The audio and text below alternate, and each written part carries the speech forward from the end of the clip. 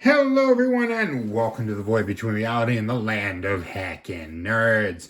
My name is Brian, aka He of the Void, and today we're going to be taking a look at the Marvel Legends Magic the Gathering Collection Agent Venom.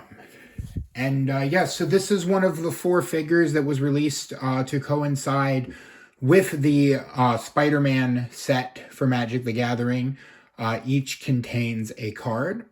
Or has a card in it in the box, and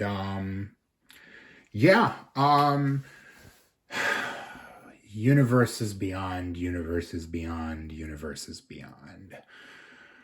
I would rather not have any cannibalistic fan debates in the comments below. I will give my basic opinion on it because I could talk about this for weeks. I have no problem with the concept of universes beyond. I have a problem with it being in standard and replacing actual in-universe Magic sets. That's my problem with it.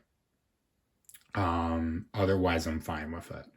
But I ask that this remain a neutral space. While you can vent your opinions or share your opinion, let's not get cannibalistic and eat each other, okay? Okay.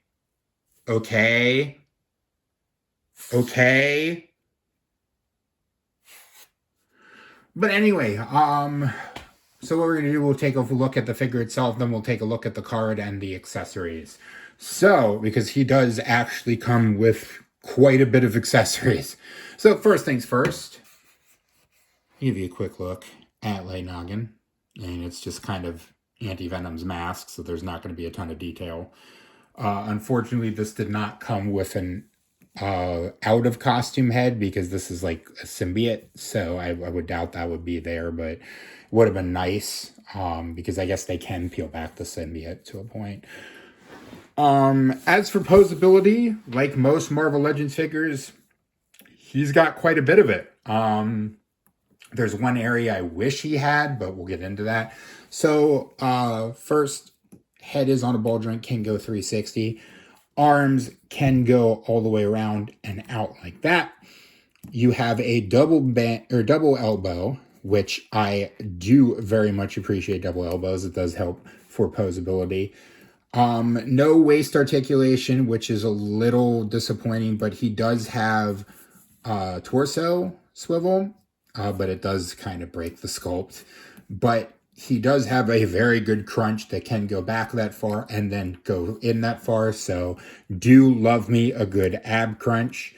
Hips can go out to do semi-splits, but that's kind of how he's molded. Nothing that you can really do there. He can't kick straight back, but he can kick outward like that and then can kick forward. A double bend at the knee. And then we have some mild toe articulation. So, decently posable. It is a Marvel Legends figure. Marvel Legends figures are usually pretty posable. Before we go into the accessories, we will bring in the card. We have Anti-Venom Horrifying Healer. It's a decent card. I actually put this in my dinosaur deck. I have a Pantlaza Discover deck, and he's a 5-drop. So most of my dinos are in the 5 to 6 toughness range, so he can get discovered into. And he's recursion, and he's a wall. So if any damage would be dealt to him, it's prevented, and he gets that many 1/1 counters, so he's sort of like a Phyrexian Vindicator. So he is a very decent card. Yeah, he does cost 5 white pips, though, which is the only unfortunate thing. But I do like the card. I really love the art. The art is great. Love these full art cards. And yeah, the set was about $40, so you're paying about $20 for the figure and about $20 for the card. But I looked online, this card, or a version of Anti-Venom is going for about $23, so I got a little bit of a discount. I will mention the price again for this set at the end of the video when I do final thoughts. So, as for accessories, as you might be able to see, he's got a lot of them. So, we'll do the hands first. He does come with several sets of hands. So, right now he's got his grabby hands in. We've got these more open hands. And then 2 closed fists. And you can replace the fists just by popping them out and then popping the other set in, like so. But we will use the grabby hands because he has things to hold.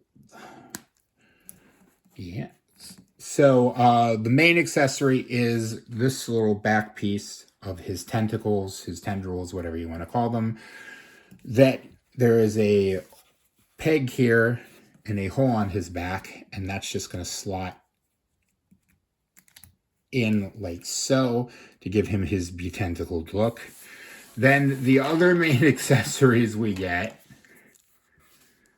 are his gats. He comes with quite a bit of gats. There are 5 in total, and he can hold them in various different ways. So we have, so I'll go through the guns. We have these more like, I guess, Uzi sort of looking things with the extended clips. We have 2 pistols with silencers on them. I guess those are his stealth pistols. And then just one little tiny one. And that can go in his little holster here if you so choose. What I like to do is get him all armed up. So we'll put 2 of these in his hands. I like to use the targeting pistols for those. And then his tendrils can indeed hold guns. You can put, this tendril is the only one that can't. Hence why he only has 5 guns. We can put these in here like that. We can put this one up here. Actually, no, I think that one's meant for... There we go. And then that one can hold the little one. Like so, and you can have him all armed up, ready to go.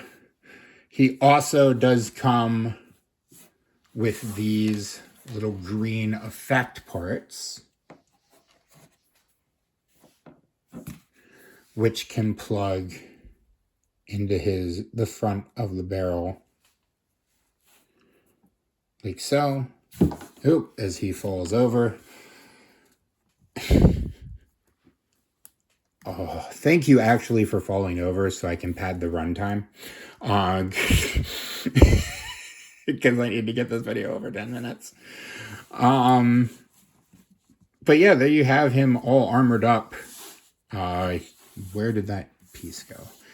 Okay, there you go. But yeah, I do like this figure. It is a good figure, kind of plain with the black and white, but that is Anti-Venom's look. I do like, however, that he can hold all of his gats and just absolutely go to town on someone. I do very much like the full gun look. Final thoughts on the figure. Is it a decent figure? Yes, it's a decent figure. Is it worth $40? I paid $42, which was $39. It was $39, and then plus tax, it was about $42. That's a bit steep. I cried a little bit, or I shed a tear when the sum came up. But I wanted to get this because I wanted the card. And in today's market, I had a feeling that some of these figures might get scalped because they have a card in them, and scalpers are unscrupulous bastards. And I wish you would stop breathing my air. Stop stealing Pokemon cards from kids. You're assholes. You're scum. You're thieves. So what are you paying really for that $40 price tag? You're paying for the license. You're paying Disney for the Marvel license, and you are paying most of it in the card. Do I recommend this figure? Yes and no. It depends on if you want the card or not. If you don't want the card, I don't know if the figure itself makes up a $40 price tag when most Marvel Legends at this scale are going for about $20. I don't know if it's worth it. I'm happy with having it because I wanted the card and the figure's nice, but I don't know if you should pick it up. So I would say as preference if you're willing to pay a little bit extra for a card packed in. But yeah, so that's my thoughts, and that is the Marvel Legends Magic the Gathering Agent Anti-Venom. I'm asking you to like, comment, and subscribe. Check out my links for all the places you can find me and support me. Just a reminder, on November the 1st, I will be attending Maryland Toy Expo at the State Fairgrounds in Timonium. It is a fantastic vintage toy fest. If you can think of it, it's probably there. You can meet a lot of really cool vendors and some really cool small toy shops. It's absolutely worth going. It is a fantastic time. And you might be able to find me running around spurging over old toys. So I will be there, and I will be handing out crisp high fives and the manliest of hugs. And yeah, remember, growing old is mandatory. Growing up is optional. Be curious, be playful, and above all else, be kind. And I will see you next time.